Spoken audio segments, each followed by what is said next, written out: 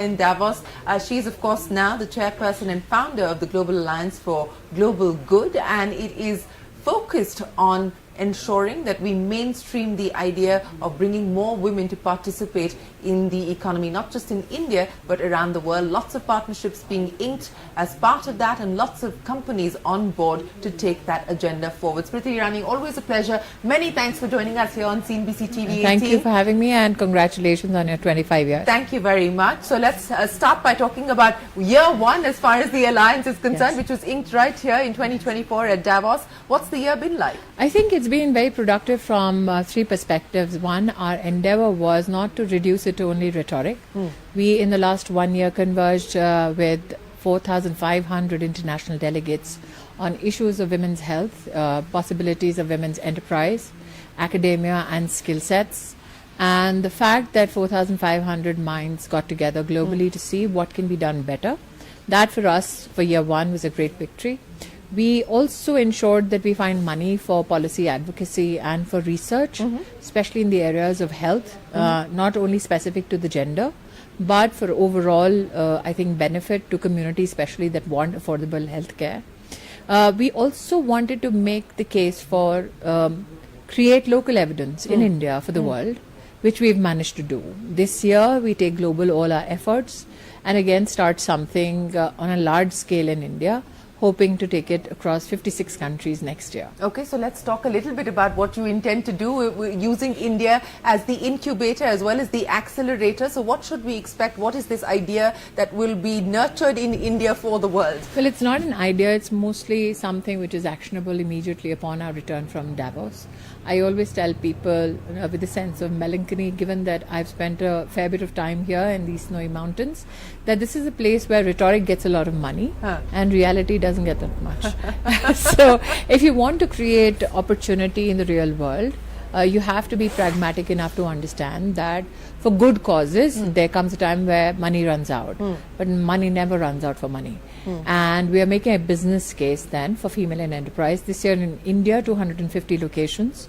In partnership, of course, with the CII, with the captains of the industry converge. And it is an amalgam of 435,000 businesses in India. Okay. At the same time, I have the privilege of being the strategic advisor and structure the, I think, pathway for the Confederation of All India Small Traders, which is a cohort of 80 million small traders.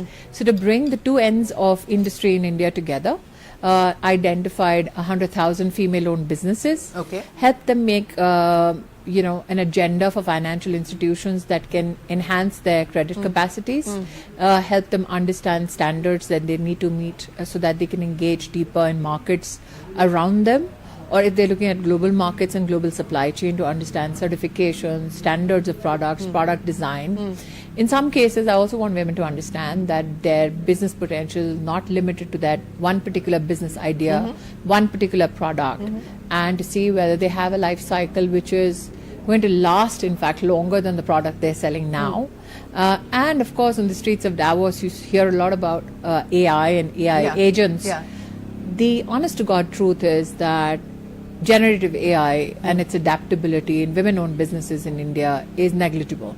So if you want to go to the next step of AI, at least the introduction and adaptability of it in small businesses, the affordability of it, and I think the impact on the balance sheet is something that many in India seek information on. So it's our endeavor that this year we do that in India. Let's do it for our communities first and make an evidence-based case for the world to adopt. Our friends in the UN, especially agencies like UN Women, are happy to look at our entire process, validate it so that we can create a framework for governments around the world, policymakers around the world, to kind of imbibe into their own economic classes and structures. On the other hand, we are looking at some of the big four to say, how can you look at the outcomes and create a framework for businesses who want to engage with women-led businesses, women-owned businesses, or female business leaders, to see potentially what are the good takeaways from here, and then use it in the business ecosystems around the world. It's a mouthful, but it'll be done.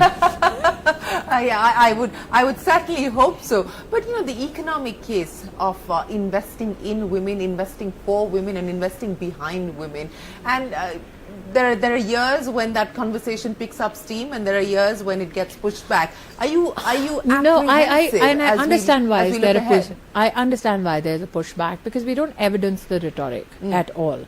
We have created small imperatives why it should be done, but it has to be a sustained effort. And it has to be a sustained effort across various segments of businesses.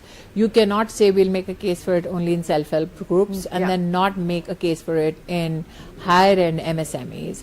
You cannot say we'll make a case for it in agro-processing and not make a case for it in technology-based businesses.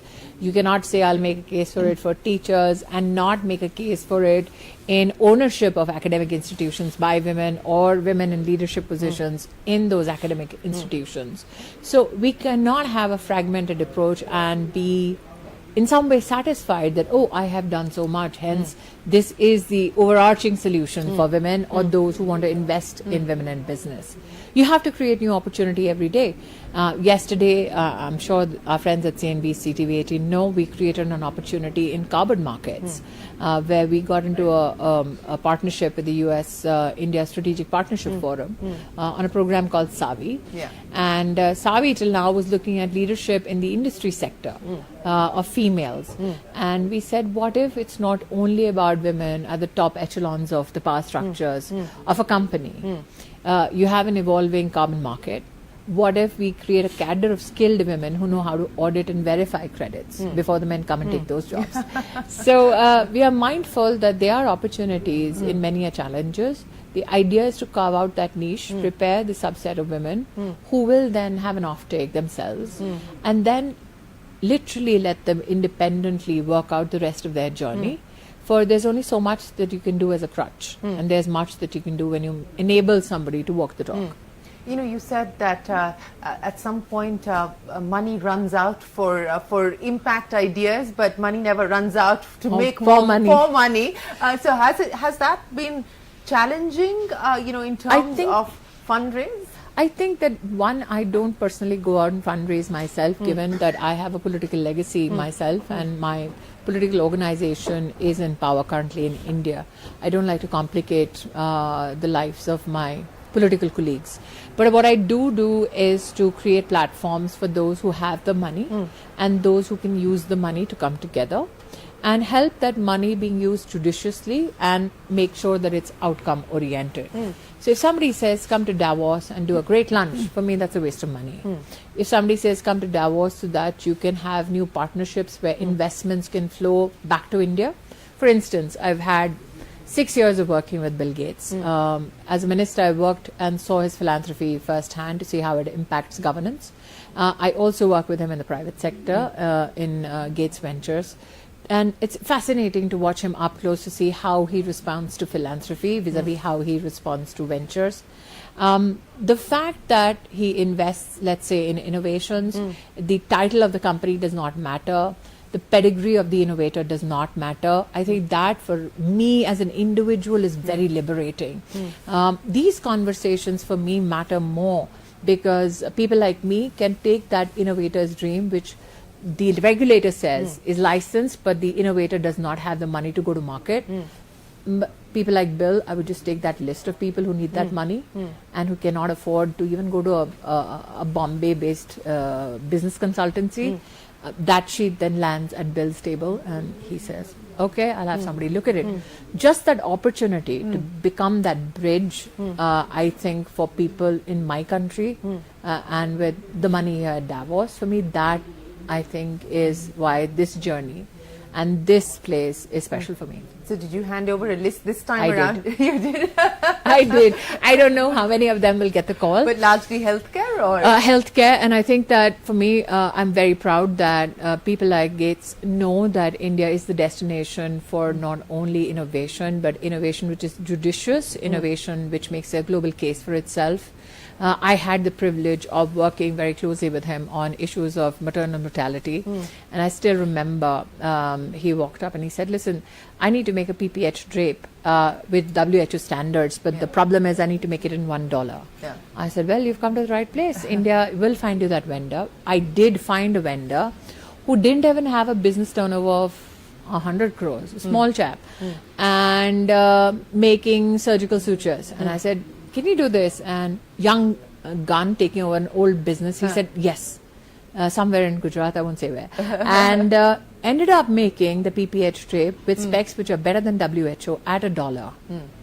So now we help him find marketplaces so that this youngster who possibly thought there is no future in that little space, it's as rudimentary as that, but it ends up saving 700,000 lives of young mothers across the globe.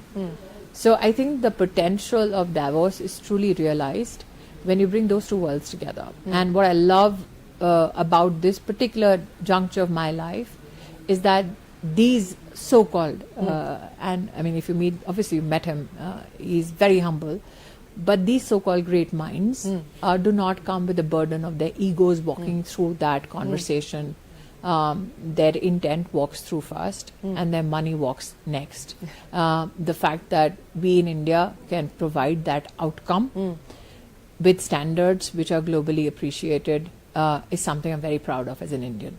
You know, speaking of coming together, we've got a nice new experiment underway here on the promenade where all of India is housed technically under 2 rooms but actually under 1. I'm saying spread. The more of India you see across the promenades, the better for Indians. But, you know, what's your big takeaway from the conversations that you've had you know here what, in Davos? Shireen, I think that should we limit our presence only to the pavilions that just say India? I think it is most comfort giving when you stay in your own cohort and speak to your own echo chamber. Your true test is when you can take the conversation out of your community and see how much value you can create for your community, financial, social, or for that matter in a policy impact atmosphere. If you can do that, then truly you're doing a great service to India. I believe that many of us celebrate the fact that we speak to each other here in this beautiful locale, or for that matter, come here and do business deals which would have done in Delhi and Mumbai. The true service to India is, can you get to the rooms that Indians are not able to get through to? And especially not the Indians who are in the top 1%. But Indians who are aspirational, who have new businesses, great ideas, but those great ideas don't have money. If you can get to those rooms and if you can create opportunity for fellow Indians there, I think that's then the great service that you do to your country. You know, we're at the start of a new year, 2025.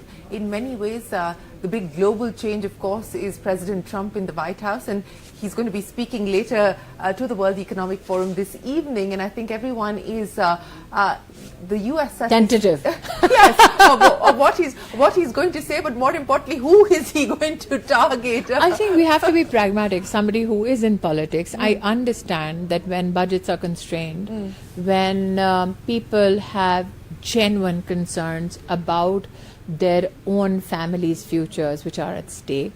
Many call it economic nationalism. But you do recognize that leaders around the globe, no matter what the size of your economy, will not sacrifice the futures of their population at the altar of great PR or at the altar of global good.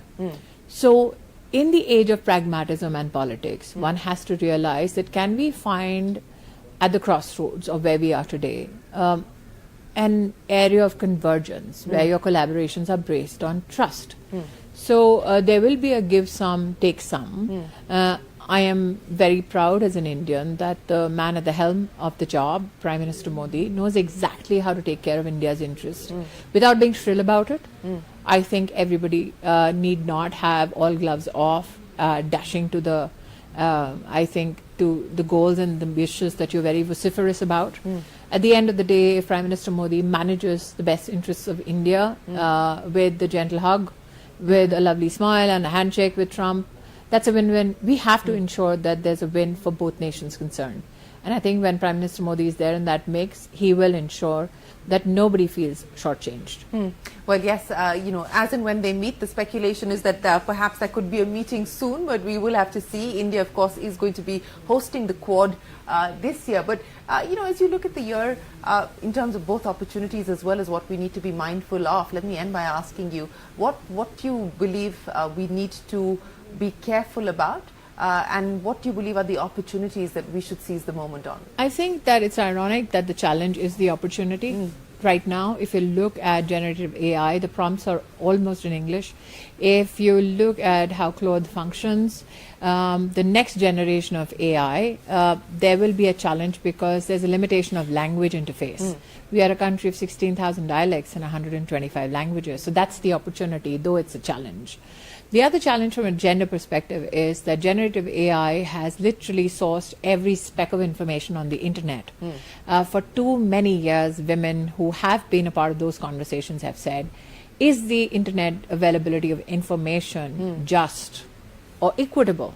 Now imagine a new subset being created on top of generative AI, which says AI agents, which is going to be a disruptor because AI agents are going to disrupt workflows in companies. And who does that workflow? I think so. Companies need to be ready. Some are, some aren't. Smaller businesses need that kind of adaptability atmospheres. And at the same time, research says that 70% of the jobs women hold will be sacrificed again at the altar of automation. So while automation enhances productivity, we also have to be mindful that we are one of the largest consumption markets in the world, but at the same time one of the largest labor forces. So it is going to be a year of balances, as is every year. It is also a year of pragmatism when it comes to the forthcoming budget. And I think as an Indian, I'm proud of the fact that irrespective of the global headwinds, we are still maintaining that positive growth trend. There will be nudges here and there, but that you expect when there are many agents of disruption the world over. We do not live in an isolationist economy.